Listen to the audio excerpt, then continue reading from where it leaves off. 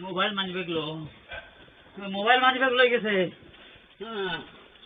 ও মা